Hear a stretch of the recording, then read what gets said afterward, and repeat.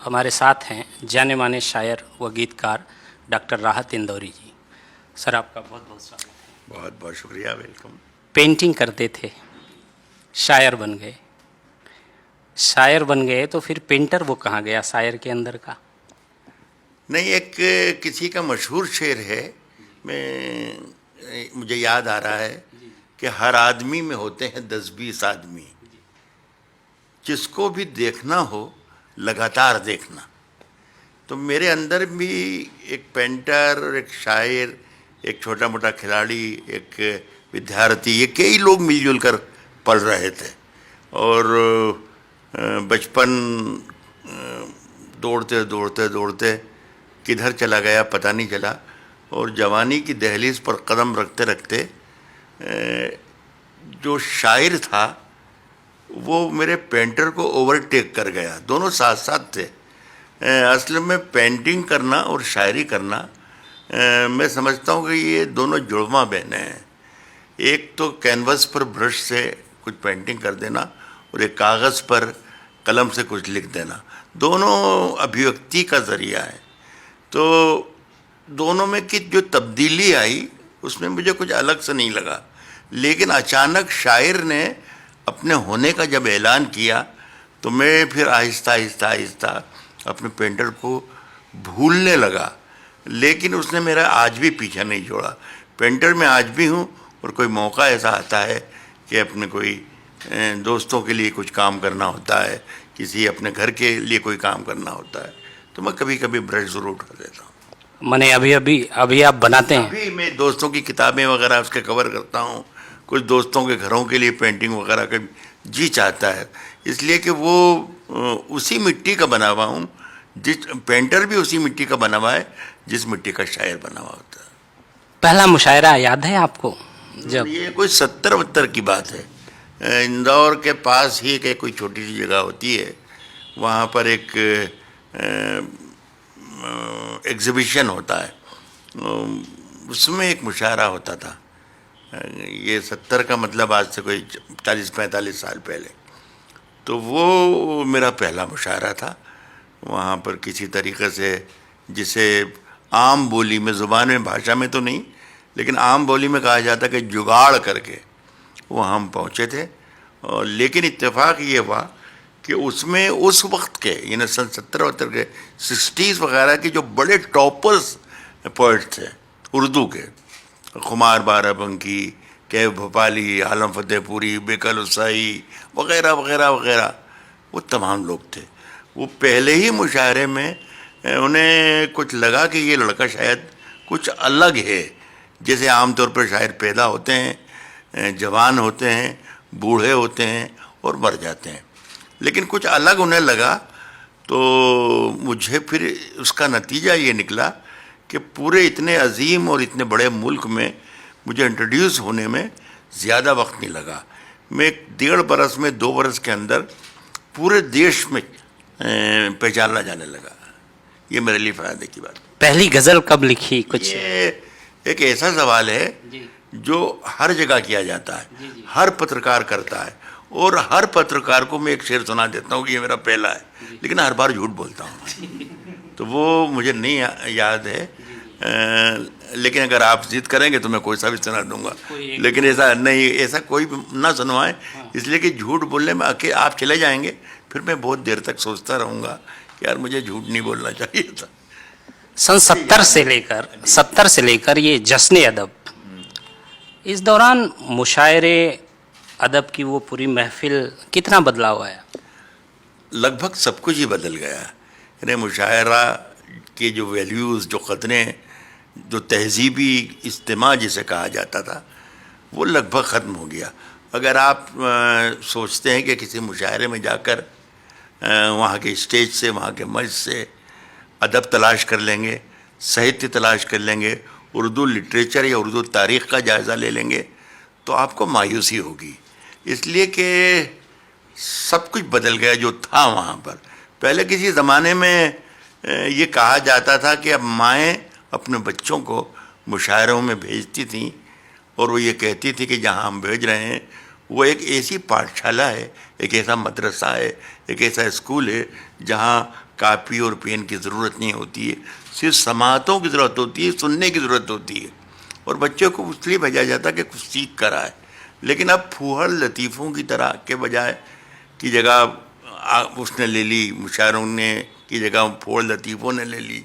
गीतों के नाम पर जो कुछ हमारे यहाँ पर उर्दू मुशायरों में भी गीत एक बहुत बड़ी दुनिया है, जिसमें एक बड़ा लिटरेचर हिंदुस्तान का समाया हुआ है। लेकिन फिल्मी गीतों के जो पैरोडीज़ बनती हैं वो मुशायरों में आ गई। सब कुछ बदल गया। इसका कारण भी सिर्फ यही है कि इसमें बाज़ार बहुत आ गया। एक शायरी और मुशायरा भी एक इंडस्ट्री की तरह होकर रह गया। कई बड़े शहर हिंदुस्तान में से हैं जहाँ पर ये इंडस्ट्री खुल गई है। 4-4 दिन, 5-5 दिन, 7-7 दिन के कॉन्फ्रेंसेस होती हैं जिसमें मुशायरा भी हो रहा है, ये भी हो रहा है।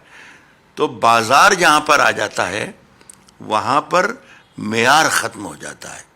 तो जो अदब की महफ़िलें या लिटरेचर तलाश करने, जो ख़ुद हमने देखा है आज से 40 साल पहले तक कि हम अपने सीनियर के से एक कदम आगे जाकर नहीं बैठ सकते थे। हमारा मकाम होता था जहाँ पर हमारे बुज़ुर्ग जूते उतारते थे, वहाँ से हमने बैठना शुरू किया और वहाँ भी जगह मिल जाती थी तो हम समझते थे कि हमारी खुशनसीबी है कि हमारे सामने ये लोग बैठे हुए हैं। खांसना, खकारना, करवट बदलना, तह बदलना, पहलू बदलना, ये बेअदबी समझा जाता था। लेकिन अब ये सारी कदरें और वैल्यूज़ सब ख़त्म हो गई। बाज़ार की बात की राज साहब और गीतों की बात की। शायरी करते हुए आपने फिल्मों में भी गीत लिखे। जी हाँ। शायर कितना रह जाता है सिनेमा में गीत लिखने के दौरान? नहीं, अगर कुछ ऐसे लोगों के साथ काम करने का मौका मिले कि जो शायरी या कविता ना समझते हों लेकिन शायरी या कविता का फ्लेवर भी समझते हों, थोड़ा सा पोइटिक सेंस अगर हो, तो आखिर वक्त तक, पहले दिन से आखिर वक्त तक शायर शायर रहेगा, कवि कवि रहेगा। अगर असली कवि वहाँ पर पहुँच गया है तो पहले दिन ये शुरू करेगा कि कारवां गुजर गया, गुबार देखते रहे। वो नीरज मरते मरते दम तक गोपाल दास नीरज ही रहे, उन्होंने कुछ भी फुहार गाना नहीं लिखा। हमारा जो दौर आ गया है पूरा वेस्टर्न म्यूज़िक और वेस्टर्न जो तहजीब है, जो कल्चर है, वो छा गया उस पर। हमारे यहाँ जो सिनेमा, हिंदी सिनेमा अब जो बचा है, उसकी रीढ़ की हड्डी, जिस बैकबोन जो होता था, वो शब्द होता था, अक्षर होता था।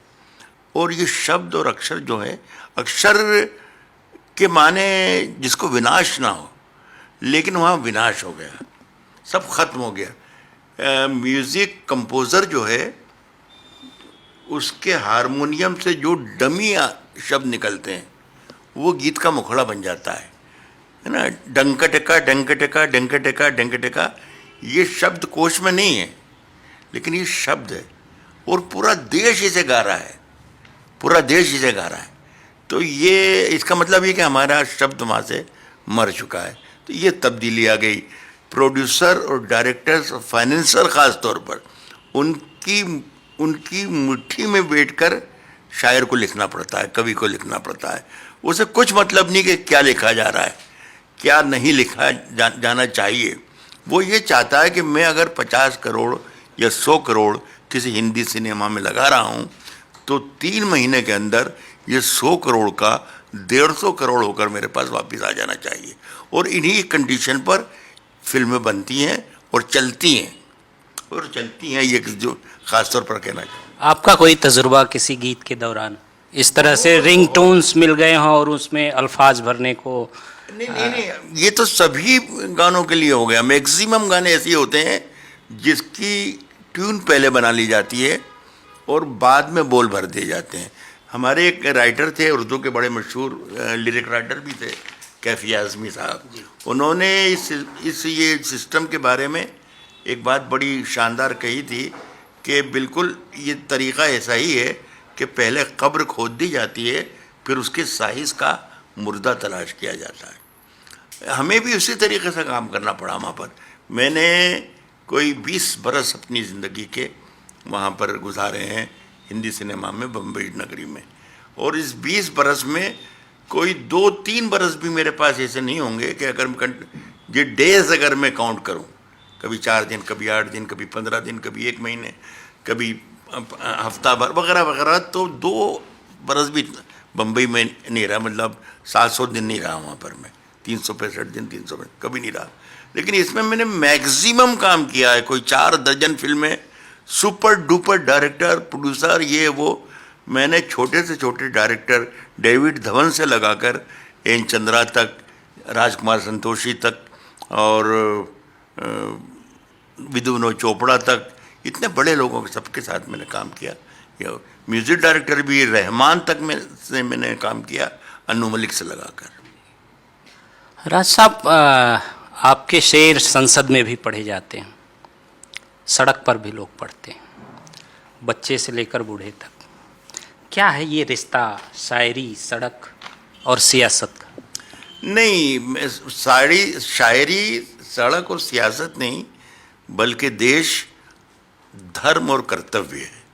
मैं पढ़ता आता था कि साहब रोम, स्पेन जल रहा है और नीरो बांसुरी बजा रहा है। तो मैं चूँकि बहरा भी नहीं हूँ, अंधा भी नहीं हूँ, गूंगा भी नहीं हूँ, मुझे शोर की सदाएं सुनाई देती हैं, मैं बोल भी सकता हूँ, उनमें सुन भी सकता हूँ। तो मैं बांसुरी बजाना भी नहीं जानता हूँ।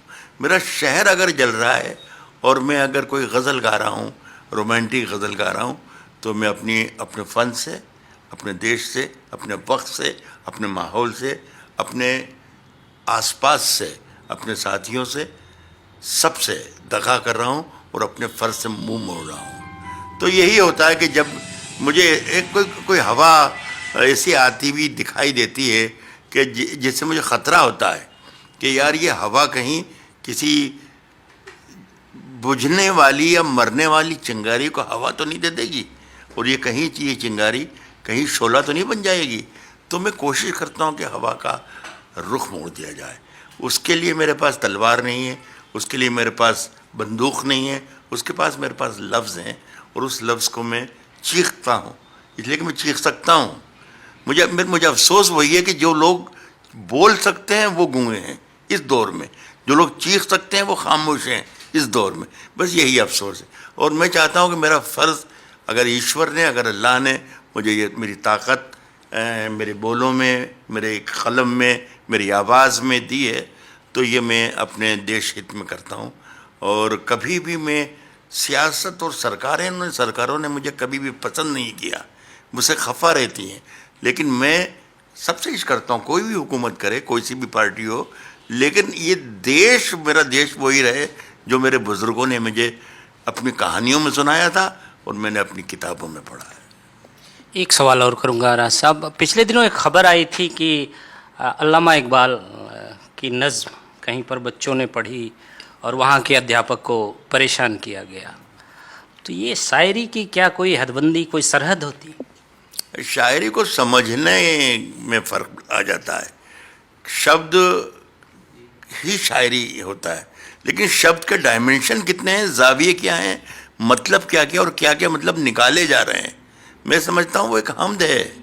लब पे आती है दुआ बन के तमन्ना मेरी, ज़िंदगी शम्मा की सूरत हो खुदाया मेरी। ये खुदाया जो लफ्ज़ आ गया, ये उन्होंने शायद, जिनको इतराज़ रहा होगा, वो मुसलमानों का अल्लाह समझ लिया। ये खुदाया जो है किसी भी धर्म का, ये ब्रह्मा क्यों नहीं समझा उसे, ये शिव क्यों नहीं समझा, ये शंकर क्यों नहीं समझा, ये राम क्यों नहीं समझा। ये ना समझी ने ही उस खुदाया को मुसलमान कर दिया और उनको एतराज़ हो गया कि ये तो मुसलमानों का है। ऐसा नहीं है।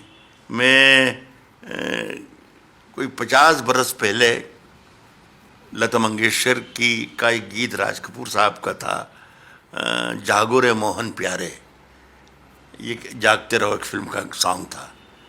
आज तक जिंदा है वो गीत। सुबह 4 बजे 5 बजे कभी मेरी नींद खुल जाती है और दूर से 1 किलोमीटर के फासले से सवेरे सवेरे जब ये जागो रे मोहन प्यारे की आवाज़ आती है, लता जी की आवाज़ में, तो मुझे ऐसा लगता है कि अजान होगी, मुझे उठ जाना चाहिए फ़ौरन। तो ऐसा अगर सब समझने लग जाए कि लफ्ज़ क्या कहता है, शब्द के माने क्या होते हैं। शब्द कभी भी शायरी में शब्द के माने वो नहीं होते जो शब्दकोश में होते हैं। डिक्शनरी में चांद का मतलब जो है वो शायरी में नहीं है, फूल का मतलब जो है वो शायरी में नहीं है, तलवार का जो मतलब है वो शायरी में नहीं है। ये आपको समझना पड़ेगा। बस ये छोटी कम समझ जी की वजह से ऐसे हालत पैदा होते हैं। लाखों लोग आपको देखेंगे, ये इंटरव्यू देखेंगे, चलते चलते दर्शकों के लिए कुछ कहें? दर्शक ही अगर मेरी भाषा की, मेरी ज़ुबान की, मेरे कल्चर की, मेरे देश की एक, मैंने पहले ही कहा था कि मुझे ज़रा सा बचा के ले चलिएगा। हिंदुस्तान एक जमहूरी मुल्क है। उन लोगों ने, यहाँ के रहने वालों ने ये साबित कर दिया है कि जमहूरी मुल्क के रहने वालों की जिम्मेदारियाँ क्या होती हैं और अमन पसंद लोग कैसे होते हैं। मैं सबको बधाई भी देता हूँ और सबका शुक्रिया भी अदा करता हूँ। राज साहब, आपने हमें वक्त दिया, बातचीत की, बहुत बहुत शुक्रिया। 2 गज सही मगर ये मेरी मिल्कियत तो है। ए मौत, तूने मुझको जमींदार कर दिया।